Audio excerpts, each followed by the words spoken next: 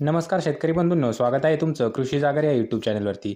आज दिनांक 1 मे 2026 रोजी महाराष्ट्रामध्ये कांदा या पिकाची किती आवक झालेली आहे, कोणत्या बाजार समितीमध्ये कांद्याला काय बाजारभाव मिळालेला आहे ते आपण या व्हिडिओमध्ये बघणार आहोत। तर शेतकरी बंधूंनो, व्हिडिओला सुरुवात करण्याअगोदर तुम्ही जर या चॅनलवरती नवीन आलेला असाल तर चॅनलला नक्की सबस्क्राईब करून घ्या आणि ती जवळची घंटी देखील दाबा नवीन व्हिडिओच्या अपडेटसाठी, कारण आपण या चॅनलवरती दररोज कांदा या पिकाचे चालू बाजारभावाचे व्हिडिओ टाकत असतो। तर चला शेतकरी बंधूंनो, व्हिडिओला सुरुवात करूयात। तर सगळ्यात अगोदर बाजार समिती आहे पुणे। या बाजार समितीमध्ये कांद्याची आवक झाली 8,917 क्विंटलची, तर कमीत कमी दर मिळालेला आहे 400 रुपये प्रति क्विंटल, जास्तीत जास्त दर मिळालेला आहे 1,300 रुपये प्रति क्विंटल आणि सर्वसाधारण दर मिळालेला आहे 850 रुपये प्रति क्विंटल। त्यानंतर पुढील बाजार समिती आहे येवला अंदरसूल। या बाजार समितीमध्ये कांद्याची आवक झाली आहे 2,685 क्विंटलची, तर कमीत कमी दर मिळालेला आहे 150 रुपये प्रति क्विंटल, जास्तीत जास्त दर मिळालेला आहे 1,151 रुपये प्रति क्विंटल आणि सर्वसाधारण दर मिळालेला आहे 851 रुपये प्रति क्विंटल। त्यानंतर पुढील बाजार समिती आहे शेतकरी बंधूंनो नाशिक।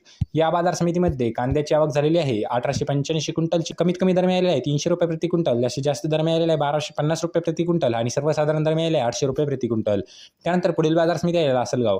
या बाजार समितीमध्ये कांद्याची आवक झाली आहे 9,642 क्विंटलची, तर कमीत कमी दर मिळालेला आहे 400 रुपये प्रति क्विंटल, जास्तीत जास्त दर मिळालेला आहे 1,500 रुपये प्रति क्विंटल आणि सर्वसाधारण दर मिळालेला आहे 1,051 रुपये प्रति क्विंटल। तर शेतकरी बंधूंनो, हे होते महाराष्ट्रातील काही बाजार समित्यातील कांदा या पिकाचे चालू बाजारभाव।